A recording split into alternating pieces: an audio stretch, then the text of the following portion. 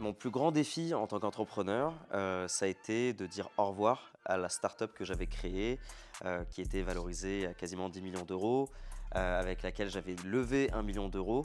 Ça a été très compliqué, mais au final, un mal pour un bien. Aujourd'hui, je me porte super bien et je suis encore plus content que quand, je développais, cette start-up.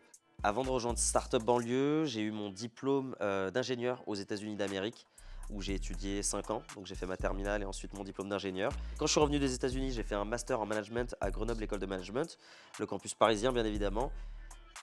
Et à partir de là, j'ai rejoint Startup Banlieue pour une nouvelle aventure.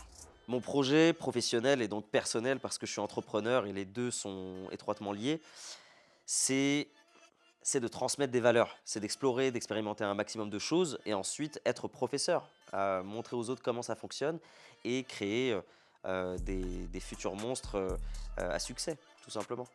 Et donc c'est avec le temps, finalement, que tu réussis à passer ces obstacles, en t'habituant bien évidemment, en travaillant et surtout, ça c'est le secret de tout bon entrepreneur, en s'organisant. L'un des accomplissements dont je suis le plus fier dans l'entrepreneuriat, c'est d'avoir réuni autant de personnes autour de moi. C'est d'avoir su créer un réseau extraordinaire qui s'est fait de manière naturelle et qui n'est pas lié forcément à l'argent. Concrètement, grâce à Startup Banlieue, ce que j'ai appris, c'est qu'il existe d'autres personnes comme moi. Des personnes différentes, qui sont déterminées, qui ont envie de se lancer et qui sont prêtes à travailler. Et avant ça, c'était super compliqué. Je tombais pas sur les bonnes personnes. Et quand je tombais sur les bonnes personnes, elles me ressemblaient pas forcément. Là, tu as des mentors qui vont te ressembler et ce sera toujours plus efficace que lire le livre d'Elon Musk par exemple. La biographie d'un mec qui est déjà né millionnaire, c'est pas notre quotidien.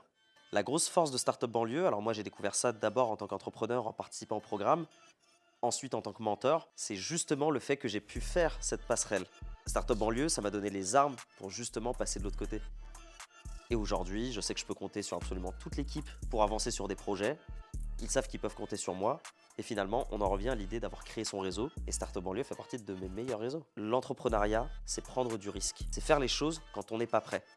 Quand on n'a pas le réseau, quand on n'a pas les compétences, quand on n'a absolument rien du tout. Maintenant, mon plus grand conseil pour quelqu'un qui veut se lancer dans l'entrepreneuriat, qui n'est pas prêt et qui veut limiter les risques, c'est d'en apprendre un maximum auprès des gens qui lui ressemblent le plus.